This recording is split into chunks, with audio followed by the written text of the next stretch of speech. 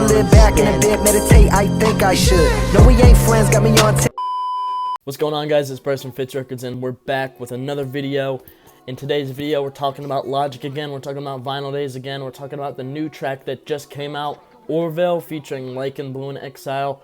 But before we get into that, like, comment, subscribe, hit the bell down there, get all the notifications, follow my Twitter, my TikTok, and my Spotify down there below. Today, I want to talk about the new song that just came out, that Logic just dropped, like I was saying, Orville. But in the grand scheme of things, I want to talk about all these singles, kinda, and how it's leading up to Vinyl Days, what we can expect for Vinyl Days, and kind of where my head is on this album and my opinions on these singles and where I think the album is going to head. We're going to get right into that. So I figured I'd go over Orville now. This is my favorite single to come out. Something about it, between the sample, between the verses, between how bouncy it is, between Blue's verse, like literally everything about it is absolutely incredible.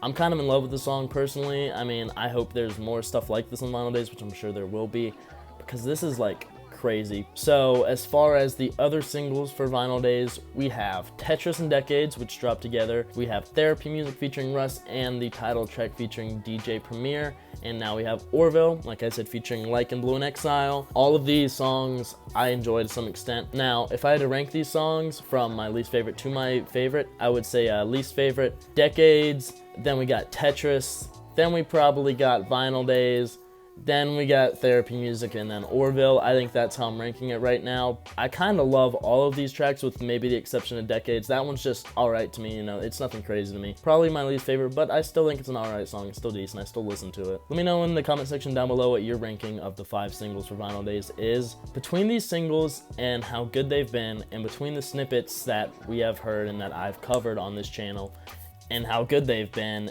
and between how Logic has been explaining this album and what we know about the samples and just everything we know about the album in general so far up to this point, I think we are going to be getting one of Logic's best albums to date. This album, Vinyl Days, is actually like, this is Logic truly under no pressure. I mean, he said No Pressure was under no pressure, but ironically, I felt like he was under a lot of pressure. At least in that moment, he thought that was going to be his last commercially released album under the name Logic. He had, you know, like I said, ironically, a lot of pressure to make this his best work ever. You know, he said that No Pressure is basically Ultra 85. He put everything he possibly could into that album, despite it being called No Pressure and the theme being that he's now under no pressure as he doesn't really care about the recognition and he's peacing out. I think he was under a lot of pressure, and now it seems like this is his last release on DefJam, and he's actually under no pressure because he is just kind of making music for fun, but making it the quality music. Like, he's not going the fun route of Confessions of a Dangerous Mind, where he just wants to make trap music and just rap about,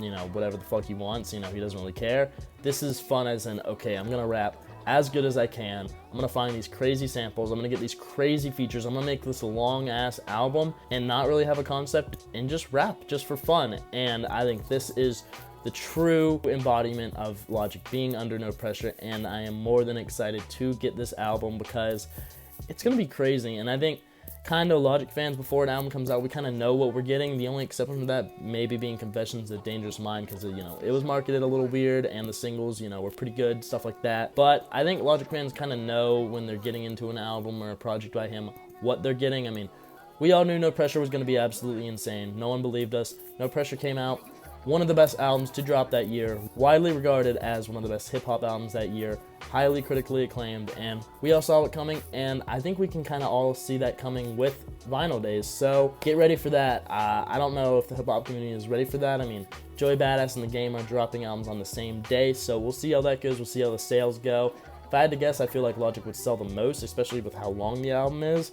But, you know, it's not about sales and stuff. I'm just thinking analytically here. But regardless, I just want to talk a little bit about these singles and about my expectations for Vinyl Days and where my headspace is leading up to everything. Appreciate you guys watching.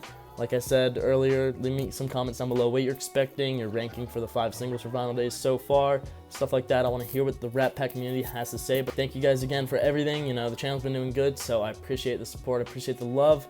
And yeah, it's been Bryce. Peace.